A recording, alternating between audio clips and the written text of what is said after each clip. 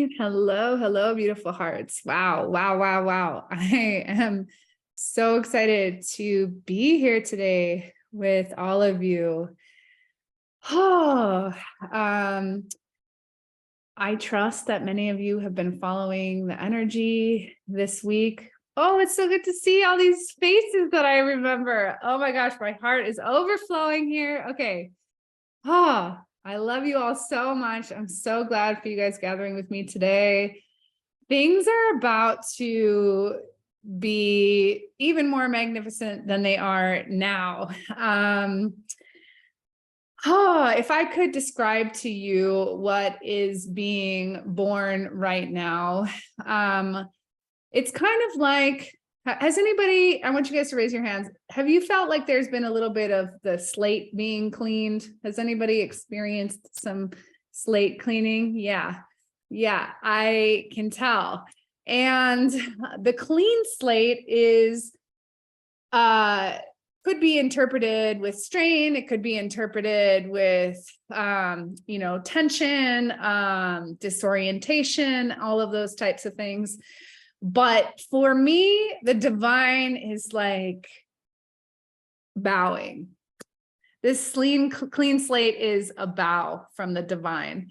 And I believe it's an affirmation that it is time for new structures. It is time for new containers. It is time for new expressions. It is time for new ways of sharing your day. It's time for new ways of being. All from new. So today, I was being kind of like ripped wide open this morning, birthing deeper into kind of a framework I had set into play the past couple days for today's class. And basically, we are going to massage this beautiful thing we call ego and look at its divine service to divine will. The will of the divine is what makes manifest reality. And that's why it's so important. We're here in the mirror dimension. We are learning how to create our reality, relate to our reality, read the cues that our higher self is speaking to us. Because we are a pure expression of divine will. And anything that we make manifest in our reality is an expression of that. Now, the ego has another story that it likes to tell us about ourselves, this self, right? And it's so powerful to learn to decode the stories that the ego likes to weave, because they are an act of love and an act of service, should you learn to translate them, right? But most of the time, we don't find ourselves in the process of translating those stories as much as we do being victim to them, right?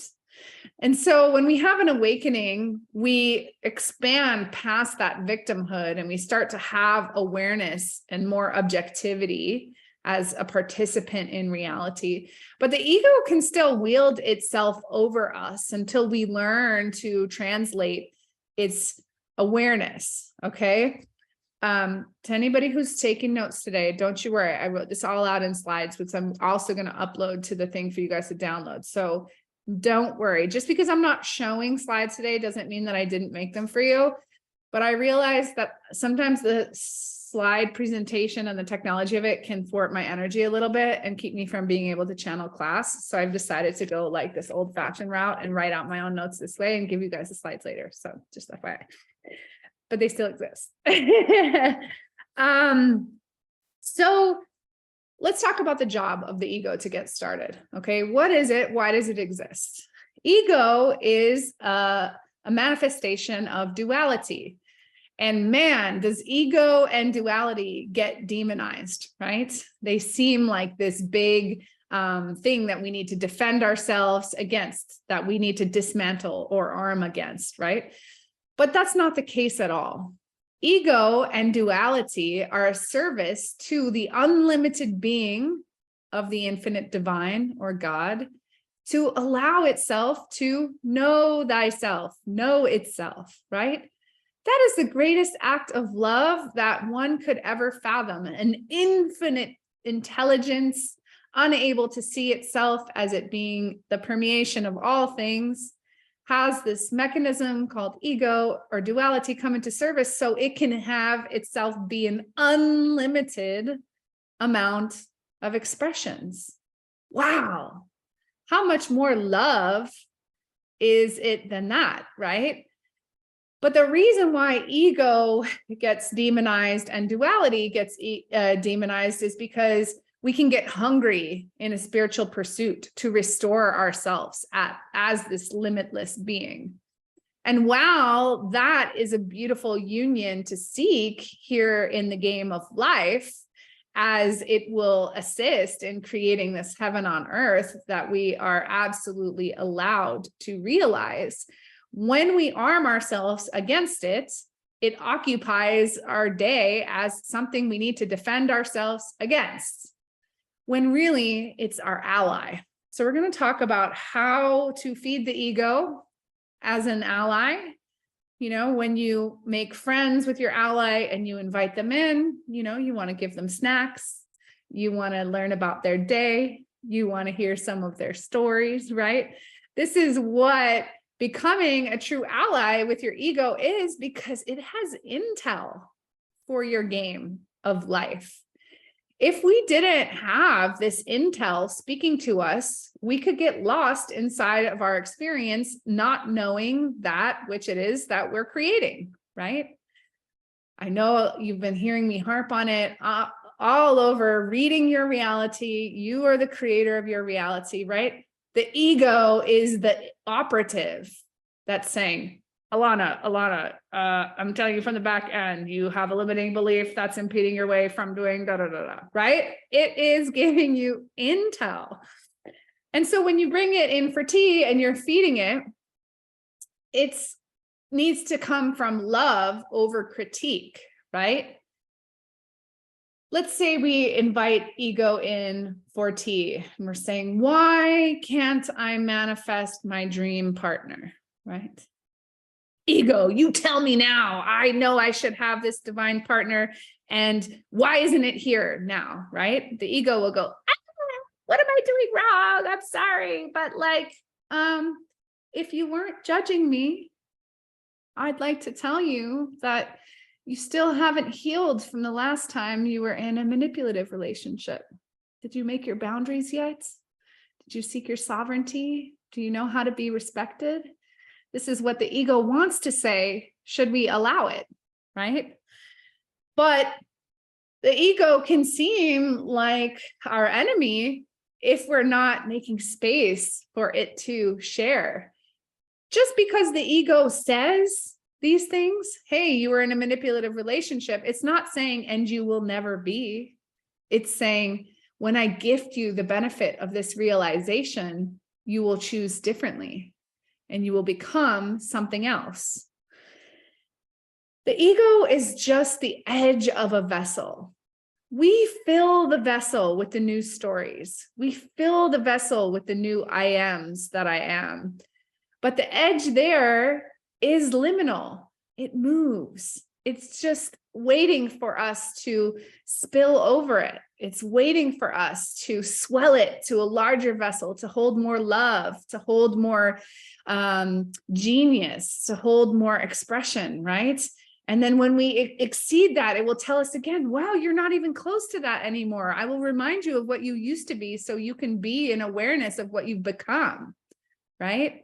If we don't have that intel from our ego to show us, hey, you're not in a manipulative relationship anymore. Let me remind you who you used to be so you can revere in what you've become, right? This is another act of love. So an unlimited being gives form through word. I don't know if you've ever heard this in the many, many traditions, spiritual traditions, that the word is the way. The word is what makes real, right? The word prompted ego because the word needed to experience itself to something. And the ego started listening. Hey, divine being, You are saying that you are a million sovereign individuals. You are saying you are now limited. You are saying that you're this expression, that you're a female, that you're a male, that you're a dog, that you're a pumpkin, right?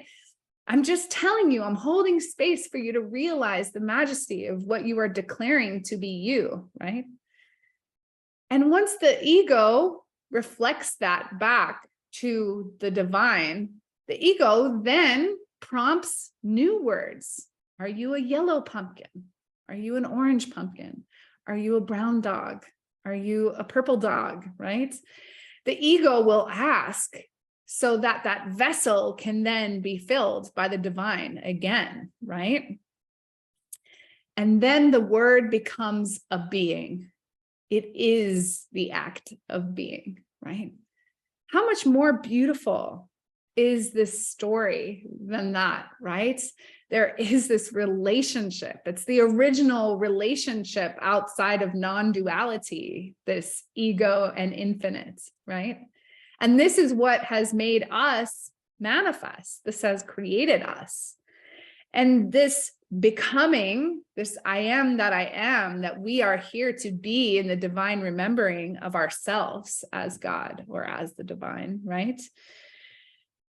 Is our original spin into infinite potentials.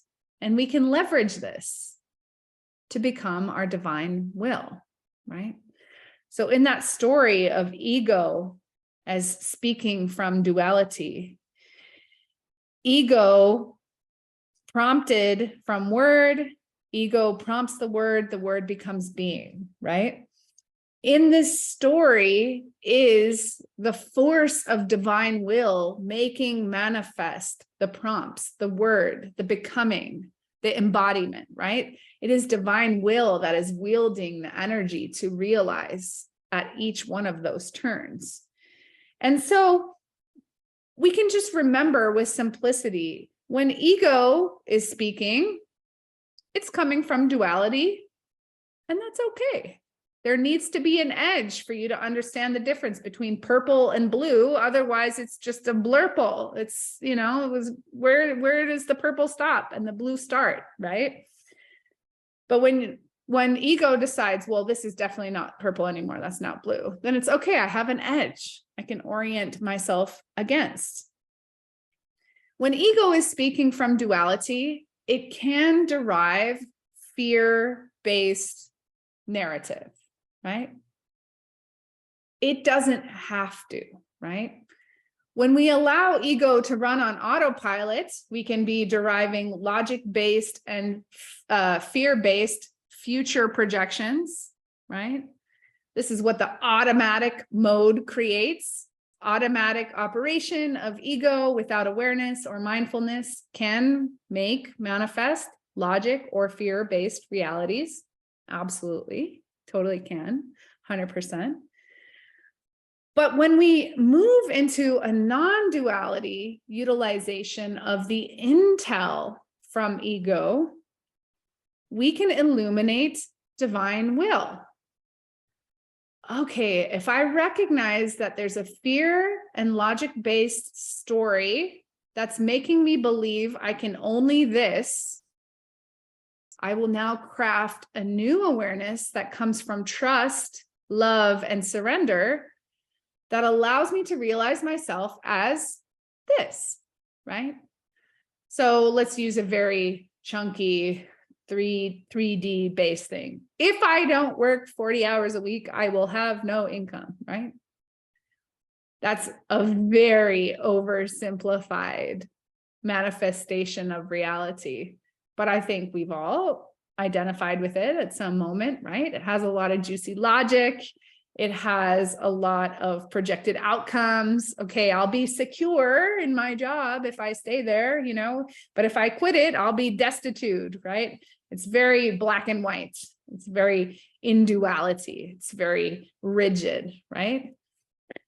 And divine will realization of this fact would be more in discovery. It would be more in like a malleability, in a nothing is rigid, right? there's more for me to create here. Let me fill in some additional rules. This is kind of where I like to go back to operating system allegories here. You know, it's like in an operating system, I think you guys have heard me say in a previous class, there's binary, which is ones and zeros, absolute black and whites. Then there's the algorithm, which can be like a little bit more evaluative. Okay, yes, you'll have prosperity at your job, but if you also include this and you also include that and you also include this, then yeah, there's other futures that are possible. And then there's that AI learning that I was talking about in combination with algorithm. And that would be where you say, oh, I am a million opportunities of how I can be provided for and have my needs met. And I'm going to illuminate even more of these possibilities outside of the 40-hour job. And when I illuminate all of those possibilities, I'll be able to see that I had these skills that I had forgotten about, because I won't be burying myself to be limited by my resume, right? And onward and onward and onward and onward. It becomes an illumination of discovery. And this is where this class is directing ourselves towards today.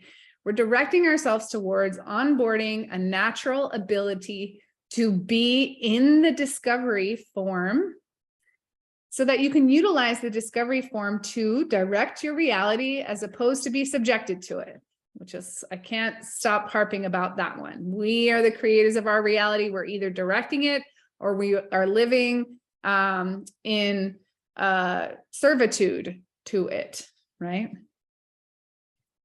So ego versus will. Let's just put a little bit more light here, because when we start to really recognize this difference here, it gets kind of obvious when we are operating in one versus the other, okay?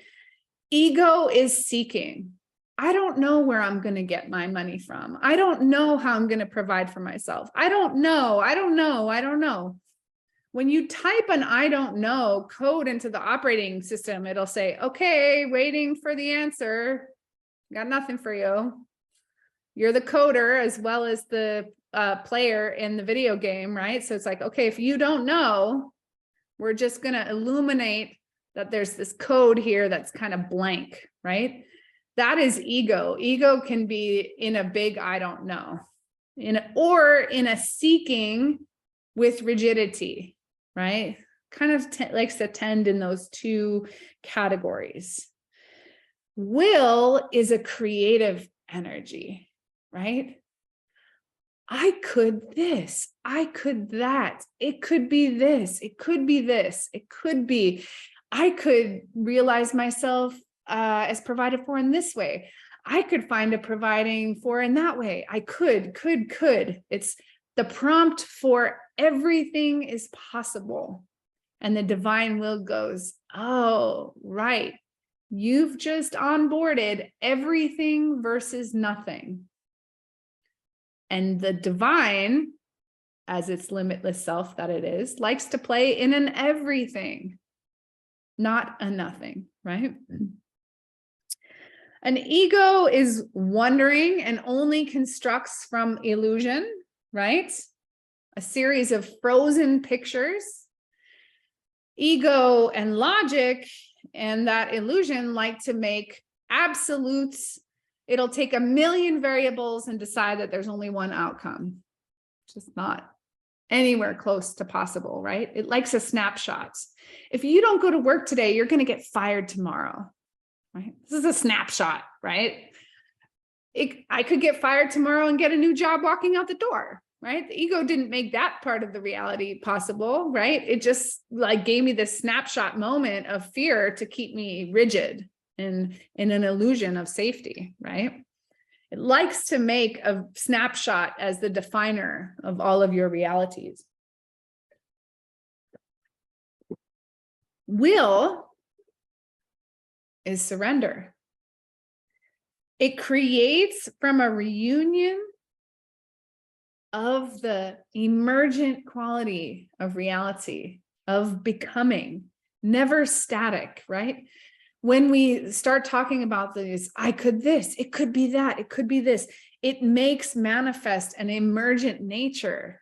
Just keep your eyes open as everything is possible. You tell me, right? The prompt in the operating system is, you tell me. You want to be a speaker? Here's 1,000,000 speaker opportunities. You want to be a soccer player? Here's 1,000,000 soccer player opportunities. You want to paint for strangers? Here's 1,000,000 painting for strangers opportunities, right? Divine will find a way. That's its true nature, being the creator of all realities, right? And so the important relationship with divine will is just make sure to stay out of the way, right? A way that we get in the way is we identify with ego. We stay static, we stay stagnant, we stay defined, we stay limited, we stay fearful, we stay rigid, we stay in a need to know, or in an absoluteness, right? These are ways to get in the way of the divine will. A way to get out of the way of the divine will is to be intuitive. I don't feel like writing my class today, but I feel like reading this book, right? Okay, that's beautiful. Well, why did we read this book? Well, as soon as the book has opened, the skies have rained. Why that book came to be with you for today. It's just an example, right? But I don't feel like writing class, so I'm not going to do anything, and I'm going to make myself ashamed of myself, and I'm going to feel guilty that I let everybody down, and then I'm going to pity party even further into the fact that I needed to relax, and onward and onward and onward. This is a very kind of manipulative relationship with an ego that needs some love and compassion, right? But that's part of the process, because let's say we did that option, right? That came from ego and we swelled into the pity party. The depth of the pity party will be equal to as deep as your heart was trying to climb you into choosing something else. That's it, right? So there's no reason not to honor that, should that be what comes about. I love this quote. Okay, you guys, this like just struck me today, and I like did a dance party inside of it because it was so magnificent. You cannot be a master and a victim at the same time.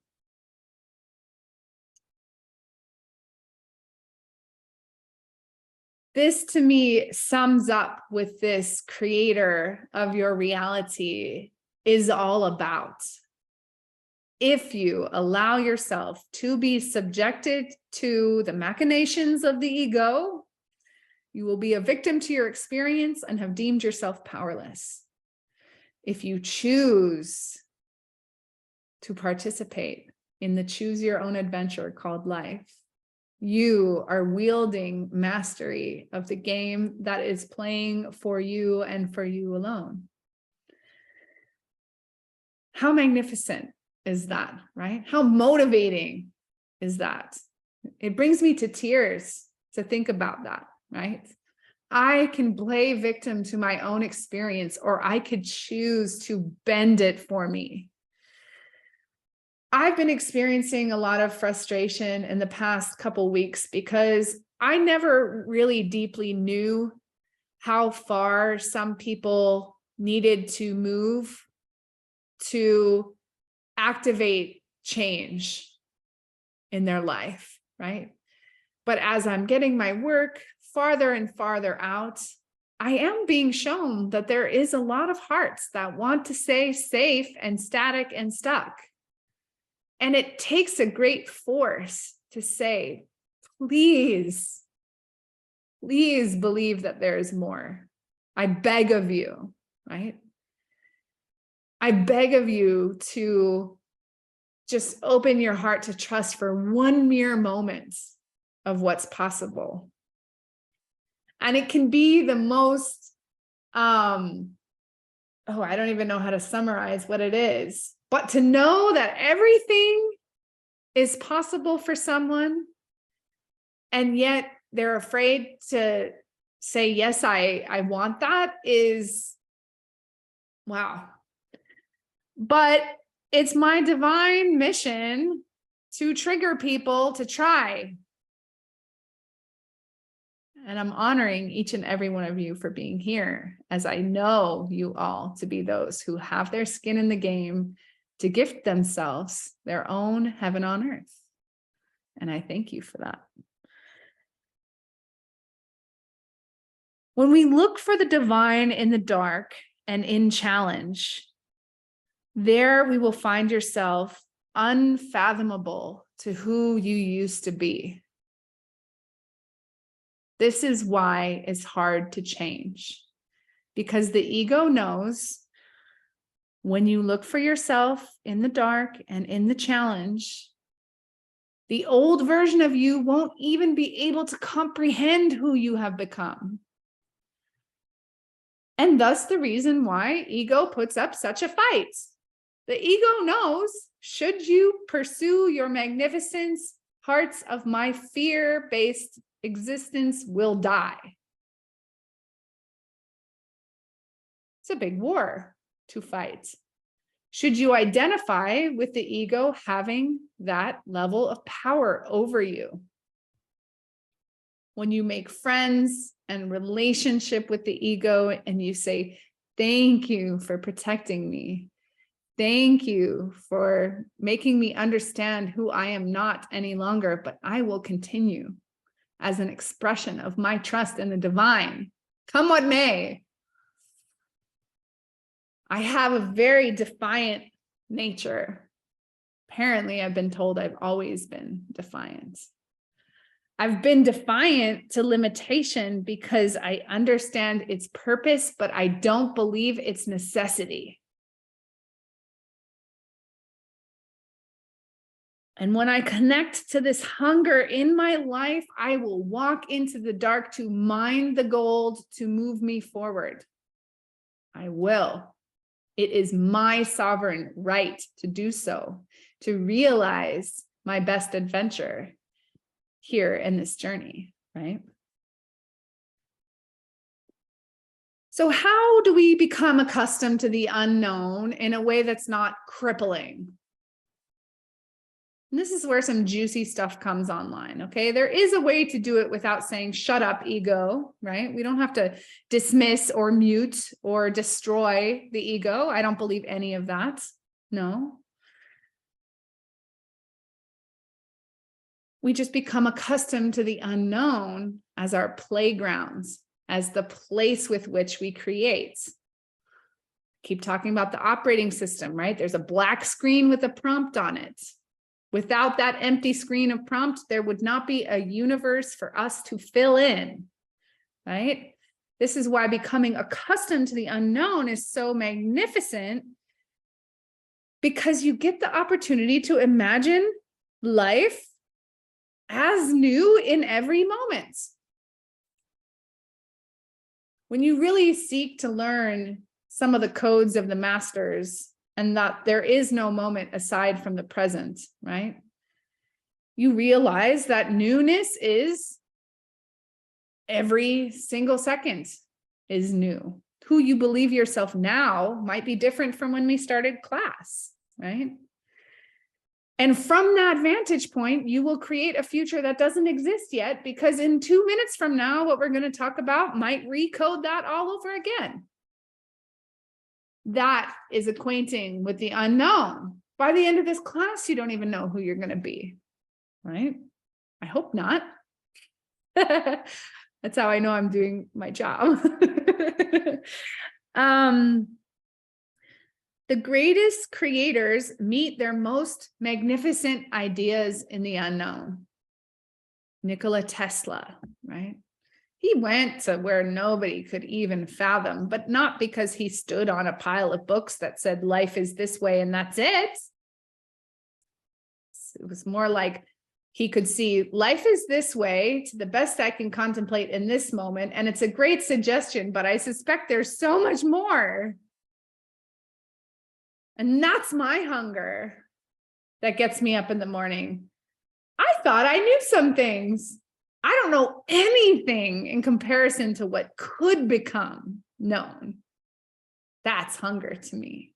That is satisfaction. That is desire. That is play. It's so sensual. It's so magnificent. It's so creative, right? And that is like begging us to come and be with it, as that's the true nature of reality. It's this force, creative energy for us to play within. When you discard the old, you make space for epiphany.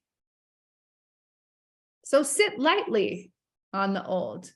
Okay, last week, we went like that. Okay, I accept that that might have been a snapshot of that moment, but do I believe that that is fully going to define the next one? Not even close. Not even close. In fact, this is where I like to activate the divine will machine. In fact, what if this happens? What if that happens? What if this happens? What if this happens? What if that happens? Imbibe the field of your energy with the what ifs, right? And that's the relationship with the energy. Ego's giving me a little nugget of one little tiny shimmer that it believes it will become, but I'm going to overwhelm it with my divine love of pure potential. And I totally forgot what that idea that the ego had was, because it's just so small, right?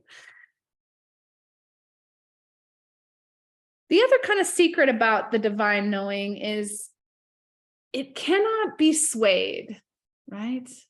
So let's say you birth a belief that you will always be provided for by the universe, right? You can put that knowing so deeply and divinely active within your being that when somebody comes up to you and says, well, you're not going to have your rent next week or something, right? You say, oh, I guess we don't know, do we? Cannot be swayed, right? The ego will convince you otherwise. But when it's a divine knowing that is yours and what you have become, it cannot be swayed. And it also doesn't need to grip to anything. Okay, this is like the majesty of the unconditional part of the universe, right? I believe that the universe provides for me unless it doesn't give me all the money that I am expecting on Friday at 2 p.m. No, that would be gripping to something, right? That would be gripping to a condition on an unconditional thing, right? While on the opposite, the universe is like, well, maybe I won't give them the money, but I'll make sure that somebody has this place for them to stay, or it has this job for them to jump into, or has this car for them to drive. I'll just do all those other things. But that conditional thing about Friday is too rigid for me. I'm unconditional. I don't need to do it that way, right? It doesn't grip to anything. And we don't have to grip to anything, because when we do, we're making conditions for the unconditional version of ourselves to do something more magnificent.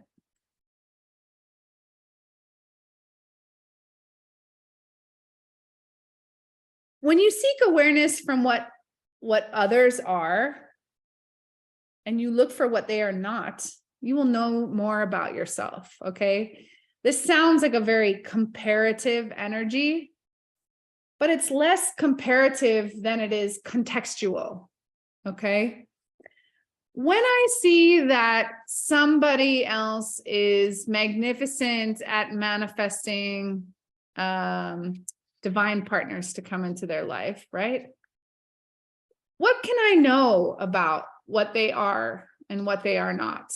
You know, maybe I can be like, well, she is not as rigid as me about personal hygiene. Okay, I know that about myself or something, right? Or, you know, they aren't putting importance on spirituality, right? Then all of a sudden, it's not so much about what I'm noticing about the other person as it is what they just showed me about myself. Me noticing that over there means that I know that about myself over here. That is a great way to get to know yourself over the stories that your ego wants you to believe that you are, right? So contextualization is cool because it's more in tune with the changing nature of us, right? Ego might say, oh, you're really frugal. But then if I look at the way that that person spends and I feel this way about it, maybe I'll notice that I haven't been frugal for some time. I just witnessed a new part of myself, right? In my emergent becoming and my awareness. And from there, you start to build a library of cues about your reality. Context is so helpful in knowing thyself. In fact, it's one of the biggest reasons why others exist, as they are walking mirrors in our reality. I notice that person is confident. I'm trying to show myself that I would like more confidence. I notice that person is prosperous. I'm trying to show myself I would like to create more prosperity, right? We are surrounded by an ocean of walking mirrors to help us know ourselves.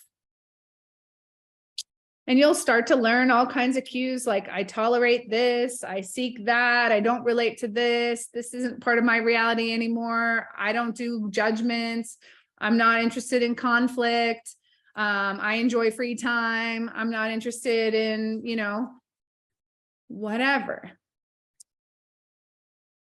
And the reason why the guidebook to knowing thyself is so important, and I'm going to really kind of try and nail this one home here, because we can learn some things, right? I can learn how to be a great marketer. I could learn how to be a great swimmer. I could learn how to be a great launderer, whatever. But when you learn to know thyself, you learn to code the game of life, period. You bring into awareness the experience that you are making manifest.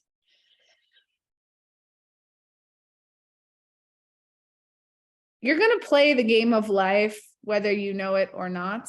And when you learn to play it, everything becomes possible. Everything becomes a love affair. Everything becomes easy. Everything becomes to your benefit. Everything becomes to your insight and your epiphany, your exploration, your discovery, your creation. You start to see how it's all for you. Okay. And this is what blows my mind, is sometimes as I am carving form to a formless ocean of creation to make it possible for me to talk about it, I cannot see anything more magnificent to spend my time doing than learning reality, because I just feel like it's coding itself in real time and everything is possible. And that this mastery of learning to play the game of life, learning the way that we code, learning the way that reality bends for us, learning the way that consciousness is here doing this operation with some ideas of limitations, but really an ocean of limitless potential. It just makes everything easy. Business can be easy. Relationships can be easy. Healing can be easy. Physical manifestation can be easy. Time management can be easy. There is nothing that doesn't fit in the scope of mastering reality. There isn't. Learning to code means learning to create your reality. So when I say code, I'm talking more about conversation. If you go back and watch some of our introductory classes here for the mirror dimension, it comes a lot about coding is communicating. So a lot of people know about the one side of coding, which is I'm going to manifest a new house. I'm going to manifest a new boyfriend. I'm going to manifest a, better teacher. I'm going to, right? A lot of people know about that creative side, right? But the responsible part of being a good coder of reality is also listening to what the code that we input is actually materializing, because it will bring forward things that we know that we're creating, blocks that we didn't know we were creating from. It can bring forward, blind spots or beliefs that are still hanging around. So what we teach here in the mirror dimension is also not just about creating, but also about listening and translating and incorporating the data of our life back to the benefit of creating a better experience.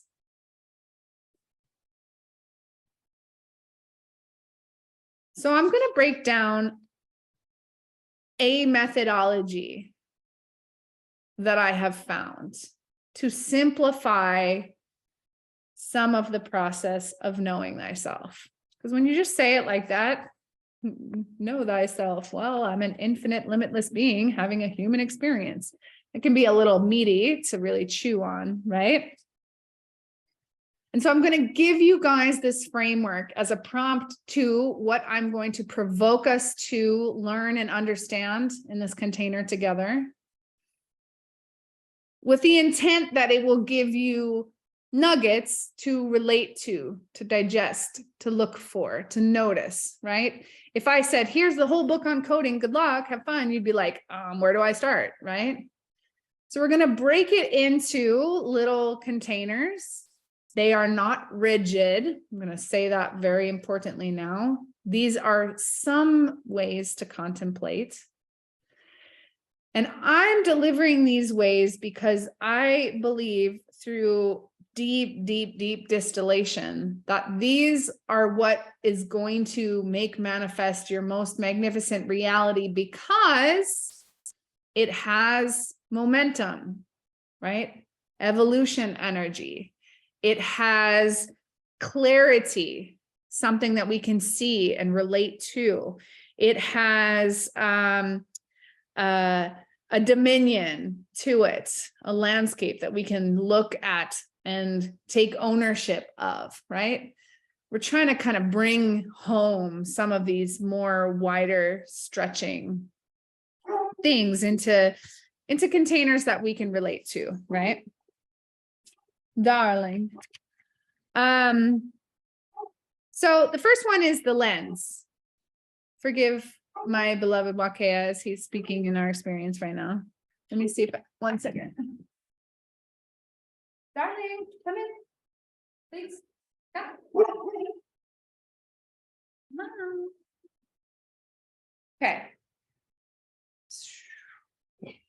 Darling. So the lenses are that which we see reality through. This is going to come up a lot when we workshop here together, which we're going to gear up to do in about 15 minutes or 5 minutes, 10 minutes. We're going to talk a lot about these lenses. So what are some lenses that we see reality through? And I've talked about these quite a bit. We have bias, we have beliefs, we have limitations, we have story. Sometimes we see through trauma. Alternately, we can also see through hope, dreams, desires.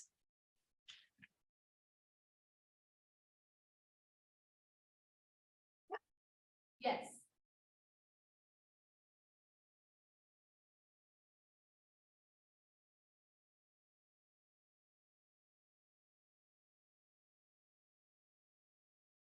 And then I love the fact that this is a lens because it is either through the hue of love or the hue of fear. That lens will have a color on it. The hue of that lens could be black or iridescence, right? We choose the color of our lens.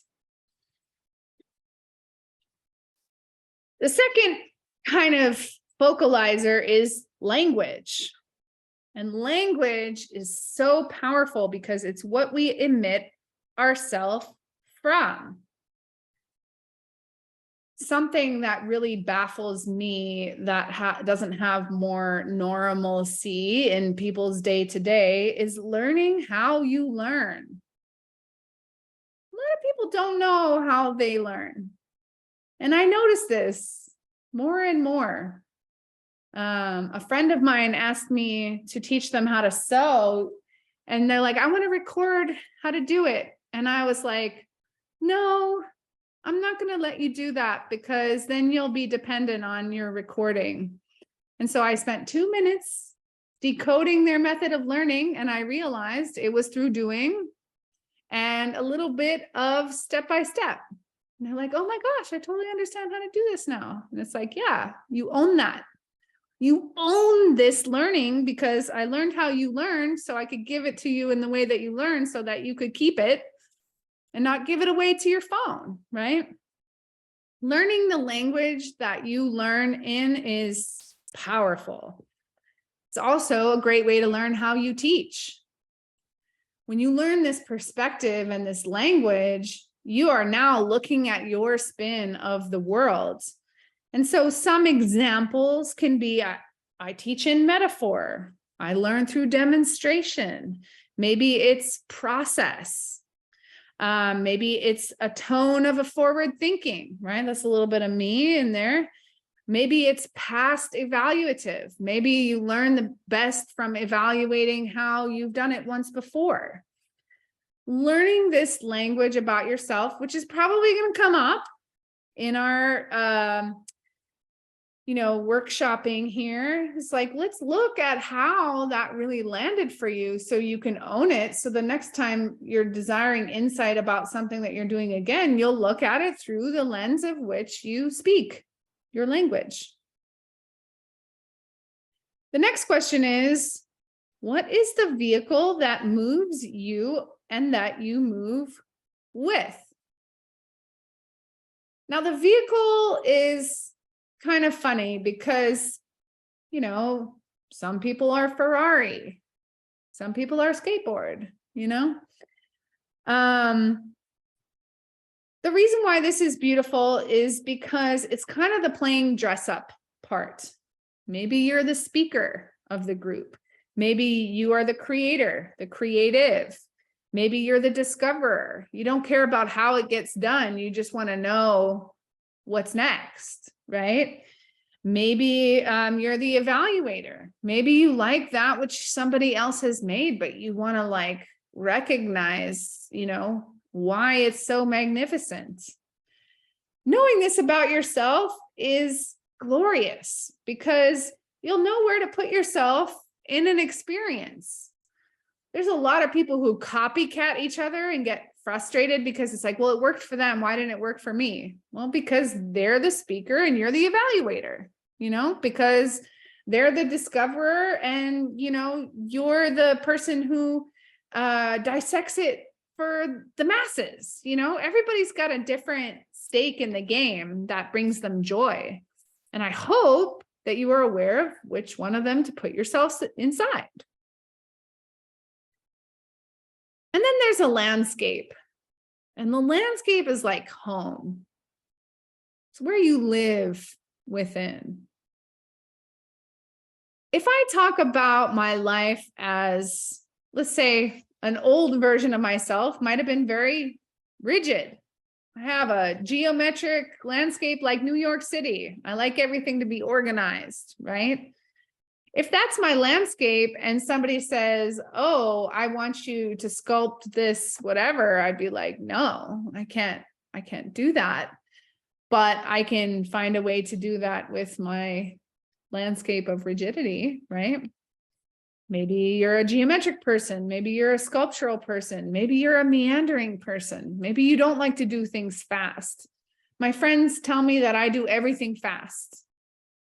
And I recognize that that's okay because it's not that I don't want to be doing it, but it's just that I want to be ahead of something new. I eat fast. I shower fast. Everything I do fast. It's not because, I don't enjoy the process, but I enjoy discovering the next process. That's me. That's my landscape. That's where I live. If somebody came and told me to slow down, I'd be like, but that's not me. And that's your flow. And knowing your flow is great because when we're in school, all of these things were erased from us. We had to do everything the same. We had to do everything very step by step. We had to do everything together at the same way, at the same time, in this fashion. We really got washed of knowing a lot of this. And it's now time to claim it back to leverage for your benefit. And it's really going to come into focus as we get into deconstruction here in the mirror dimension, as well as creation construction here in the mirror dimension, as I'm probably going to help you understand these things about yourself so you can use them. This is what you paint from. And then lastly, and I have a feeling there's going to be more, so don't take me rigidly. This is just the lenses and kind of shapes that feel good now to present us to, but we're cool people and we are changing so magnificently. Who knows what else will come online, but it's the materials that we create with. What is your genius? What's your dream? What's your expression, right? The materials are really like, what do you want to do with your landscape? What do you want to do with your vehicle? What do you want to do with this lens and your language? What do you want to do with it? You want to make something. Well, let's know and learn what you want to make. What is it that you're wanting to make? All these parts together create the game of life that you are playing, and the avatar, the character that you choose to play it as. We picked them before we started this life quite magnificently. We said, I'm going to do these challenges. I'm going to like learn this karma. I'm going to onboard this, and this. We kind of chose it. I personally don't believe that is rigid. I believe those were launching pads, FYI. Okay. Our soul is limitless and can jump into a timeline, billions upon billions of timelines from removed from who they were yesterday. So it's just a launching pad. But when you know the game that you came to play and the avatar through which you came to play it as, it gets fun. Limitless potential. As then you can change the game and you can change the character. If you don't know what the game is and you don't know what the character is, how are you going to know what there is to make or what will be made with you? You don't. You just go through getting knocked around without any kind of stake in it.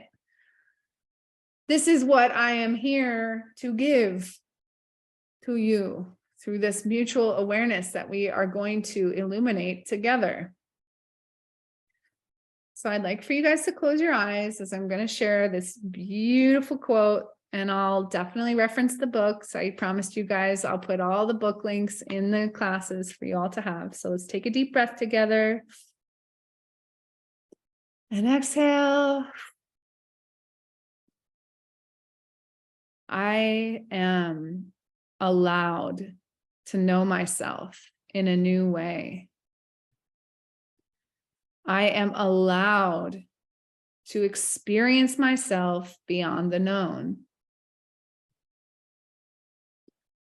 I am allowed to claim my independence from that which I have believed to be true and from the structures that I have inherited, from the world of wisdom that I have claimed as my ideas. And what can be so and what cannot be. As I am independent from the structures that have claimed me, and may I now align to my true potential, my unlimited potential that exists beyond the known. And as I hear these words, I align myself to the divine that has come to be as me. And the divine will always come into form as me. And so it is. Let's just breathe in this reattunement to the emergent being that you are. Bask in the fruits of that infinite potential.